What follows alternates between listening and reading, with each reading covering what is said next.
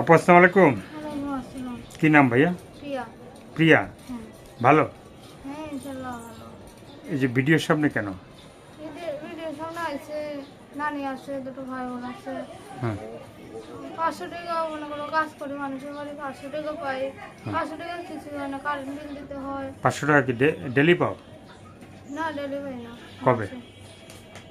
মানে মাসে পাই। মাসে? হুম। মাসে কি 500 টাকা কেউ কাজ করে?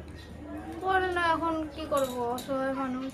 হ্যাঁ অসহায় মানুষ এখন করতেই হয়, চাকরি করে। 500 টাকা তো মানে একদিন এক জায়গাতে হাইটে গেল তো মানুষ দিয়ে দেয় 500 টাকা।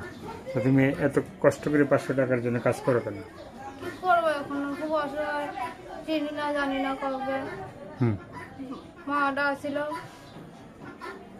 তো এই যে তুমি ঢাইকে ঢুকে কেন আসছো ভিডিওর সামনে? ঢেকে ঢুকে আসছে এই জন্য যে প্রতিবেদনের সামনে আছে, অনেক মানুষের প্রতিবেদনটা দেখতে তো হুম এই জন্য ঢেকে আসছে, কারণ এটাই স্বাভাবিক। কি করবো, অনেক মানুষই তো প্রতিবেদন দেখে। হুম দেখলে কি হবে?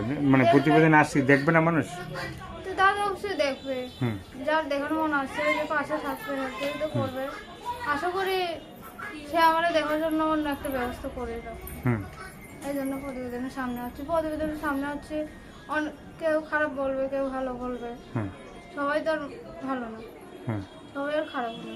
এই জন্য প্রতিবেদনের সামনে মুখটা বাইরে গেছে। এই জন্য প্রতিবেদনের সামনে তুমি আসছো। হ্যাঁ। তো এখন এই যে প্রতিবেদনের সামনে যে ফোন আসলা। দিবা, ঠিক আছে, ফোন দিয়ে ফালতু কথা বলবো না। আমি নামাজ টামাজ পড়ি, হুম ফোন দিয়ে ফালতু কথা বলবো না। ফোন দিয়ে ফালতু কথা বললে আমি ফালতু কথাটা শুনতে পারি না। নামাজ টামাজ পড়ে আশা করি ভাইয়েরা ফোন টোন দিয়ে কথাবার্তা বলবো ভালোভাবে।